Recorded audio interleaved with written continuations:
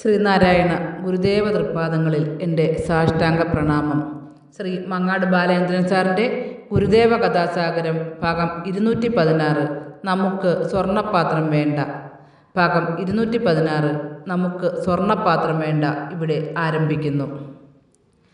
തിരുവിതാംകൂർ രാജകൊട്ടാരത്തിലെ ശ്രീമൂലം തിരുനാൾ പ്രജാതൽപരനായ ഒരു രാജപ്രമുഖനായിരുന്നു. അദ്ദേഹത്തിൻ്റെ സഹധർമ്മിണിക്ക് ഒരിക്കൽ ബുദ്ധിഭ്രമം ബാധിക്കാനിടയായി. കൊട്ടാരം വൈദ്യന്മാരും പ്രശസ്തരായ ഡോക്ടർമാരും മുറയ്ക്ക് ചികിത്സ നടത്തിയെങ്കിലും രോഗത്തിന് പൂർണ്ണ ഫലപ്രാപ്തി ഉണ്ടായില്ല.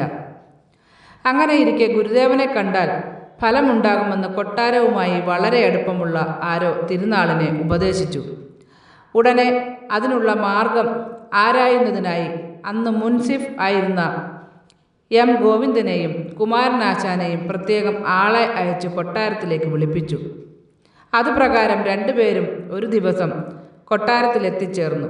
അപ്പോൾ ഗുരുദേവനെ എത്രയും വേഗം രാജകൊട്ടാരത്തിലേക്ക് കൂട്ടിക്കൊണ്ടുവരണമെന്ന ഒരു അഭ്യർത്ഥന കൊട്ടാരത്തിൽ നിന്നുമുണ്ടായി.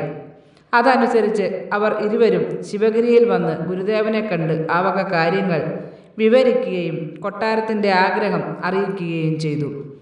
പക്ഷേ ഗുരുദേവനിൽ നിന്ന് അനുകൂലമായോ പ്രതികൂലമായോ മറുപടിയൊന്നും ഉണ്ടായില്ല. അങ്ങനെ അന്നത്തെ കാലത്ത് കൊട്ടാരത്തിൽ നിന്നും ആവശ്യപ്പെട്ടാൽ ആരും കൊട്ടാരത്തിലെത്തിച്ചേരുന്ന ഒരു പതിവുണ്ടായിരുന്നു.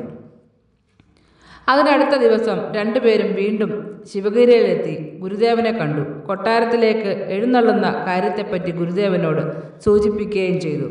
അപ്പോൾ ഗുരുദേവൻ അല്പനേരം ആലോചിക്കുന്നത് പോലെ ഇരുന്നു. എന്നിട്ട് ഇങ്ങനെ പറഞ്ഞു: നമുക്ക് സ്വർണ്ണപാത്രം വേണ്ട, മൺപാത്രം മതി. ആപത്തനർഘങ്ങൾ നീക്കിയെപ്പോഴും അരുമയോടെ ദേവനരികിലെത്തണേ. രോഗദുരിതങ്ങൾ നീക്കി ഞങ്ങളെ എന്നും അവിടുന്ന് രക്ഷിച്ചിടണേ. ശരണമാകണേ, ശരണമാകണേ, ശരണമാകണേ പരമസദ്ഗുരു. ശ്രീ മങ്ങാട് ബാലേന്ദ്രൻ സാറിൻ്റെ ഗുരുദേവ കഥാസാഗരം ഭാഗം 216 നമുക്ക് സ്വർണ്ണപാത്രം വേണ്ട ഇവിടെ അവസാനിച്ചിരിക്കുന്നു. ഇതിൽ വന്നിട്ടുള്ള തെറ്റുകുറ്റങ്ങൾ സദയം ക്ഷമിക്കണമെന്ന് ഗുരുദേവനാമത്തിൽ അറിയിക്കുന്നു. നന്ദി, നമസ്കാരം. ഗുരുധർമ്മം വിജയിക്കട്ടെ.